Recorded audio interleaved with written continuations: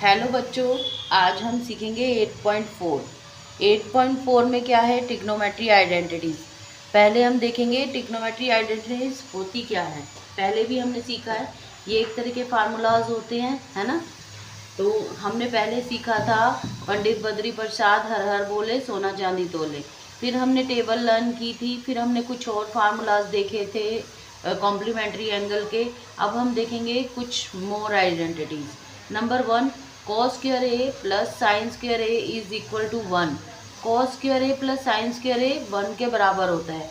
कैसे होता है देखते हैं हम किस तरीके से इसे सॉल्व करते हैं, और आपको बताते हैं कि cos square A plus sine square A 1 के बराबर होता है। ये हमारा राइट एंगल है। राइट एंगल के हिसाब से साइन ए अगर हम लेते हैं तो ये परपेंडिकुलर होगा, ये हाइपोटेनियस होगा और ये बेस होगा। अब ट्राइंगल एबीसी में अगर हम देखें तो AC का स्क्वायर AB का स्क्वायर प्लस BC का स्क्वायर होता है।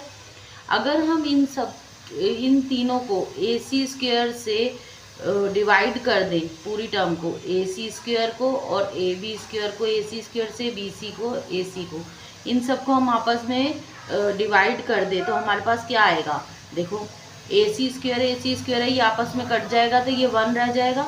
AB square upon AC square क्या है? AB क्या है हमारे पास? बेस है। और AC क्या है हमारे पास? हाइपोटेन्यूस है।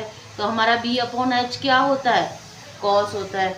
तो यानी कि कॉस स्क्वायर थीटा हो जाएगा, कॉस स्क्वायर A हो जाएगा। इसी तरीके से BC अपॉन AC करेंगे हम, तो BC हमारा क्या है? परपेंडिकुलर है। और AC हमारा क्या है? हाइपोटेन्यूस है। तो हमारा ये क्या फार्मूला अप्लाई हो रहा है? P अपॉन H यानी कि साइन A, इसका होल स्क्वायर कर देंगे तो यही बात हो गई ना, cos square A plus sine square A is equal to 1। एक और मेथड देखो बच्चों, किस तरीके से हम इसे प्रूव कर सकते हैं। Cos square theta plus sine square theta is equal to 1, ये कह रहा है कि 1 के बराबर है।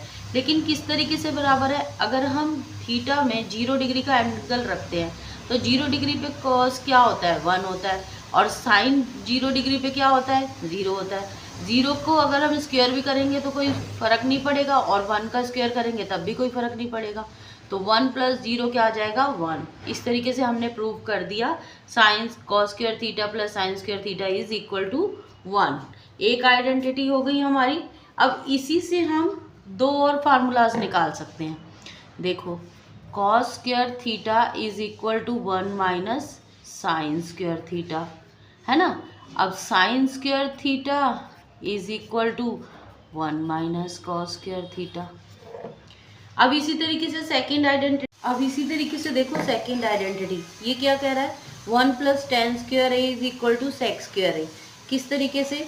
देखो, AC square is equal to AB square plus BC square है, हाइपोटेन्यूस के हिसाब से लिया हमने। अब इस पूरी टर्म को हम AB स्क्वायर से डिवाइड कर दे तो हमारे पास क्या आएगा? ये देखो, AB स्क्वायर को अगर AB स्क्वायर से करेंगे तो 1 हो जाएगा। BC स्क्वायर को AB स्क्वायर से डिवाइड करेंगे तो ये 10 हो जाएगा। 10 कैसे होगा? देखो, BC परपेंडिकुलर है और AB हमारा बेस है, तो परपेंडिकुलर अपॉन बेस क्या होता है? tan theta. तो tan स्क्वायर ए आ जाएगा इधर। ये AC square upon AB square बन जाएगा sec थीटा। किस तरीके से? AC हाइपोटेन्यूस है और AB बेस है, तो हाइपोटेन्यूस और बेस क्या होता है हमारा?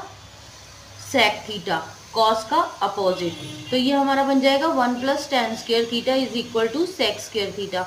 अब इसी तरीके से हम इसके अंदर से, जैसे हमने यहाँ पे निकाला था दूसरे फार्मूले, इसी तरीके से हम यहाँ भी कर सकते हैं ना। अब हम इधर 1 is equal to sec square A minus tan square A कर सकते हैं। यस, कर सकते हैं। अब देखेंगे third identity, cot square A plus 1 is equal to cosec square A. अब इसको हम BC स्क्वायर से डिवाइड कर देंगे। BC स्क्वायर को डिवाइड करने से हमारे को क्या मिलेगा? AB स्क्वायर अपॉन में BC स्क्वायर। ये देखो, BC से करा ना हमने, तो AB हमारे पास क्या है? बेस है। और BC हमारे पास क्या है? परपेंडिकुलर। तो ये हमारा हो जाएगा कॉट स्क्वायर ए, और BC से BC कट जाएगा, ये 1 रह जाएगा। AC अपॉन BC, AC क्या है हमारा? हाइपोटेन्यूस, और BC क्या है हमारा? परपेंडिकुलर।